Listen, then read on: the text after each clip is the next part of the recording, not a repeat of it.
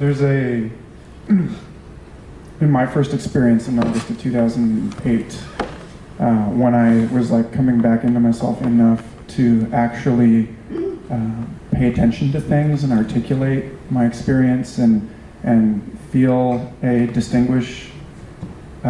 boundary between my inner world and the outer world, you know, when I hadn't just emptied out into it, as he describes. I had this sense of parachuting back down through the layers of the atmosphere and looking around and having enough time, now that I'd sort of like rocketed up and was kind of coasting through my return, to notice that the sky was gridded over, you know, phenomenally. It was gridded over with this green web, and that everything was like I was inside an enormous greenhouse. And there was this sort of moment where I was like, oh my God, outside is inside. And then a couple of years later, I got into, you know, Jungian psychology, and they talk. One of the things that they talk about there in terms of like dream interpretation is how the dream house is your own mind.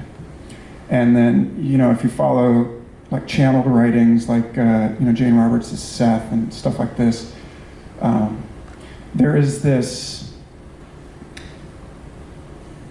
organization to reality and to the various states of consciousness within such that the waking consciousness is actually precipitating out of the dream state, like silver nitrate in solution, and that the dream state is precipitating out of this larger manifold of all possibilities, you know, this sort of cosmic plenum of potential.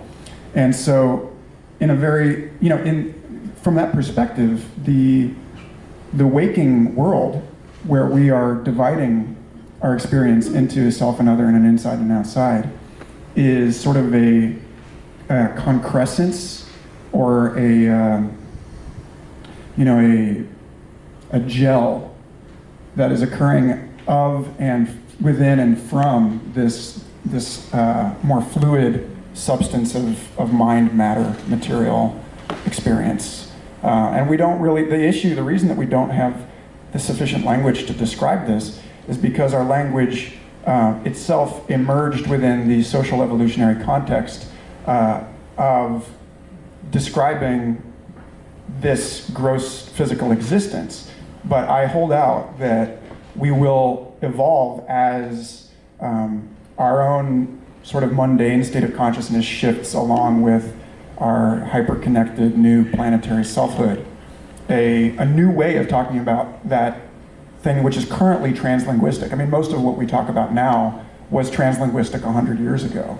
You know, so I don't think it's categorically beyond words. I think it just, the words grow to fill the space of our consciousness.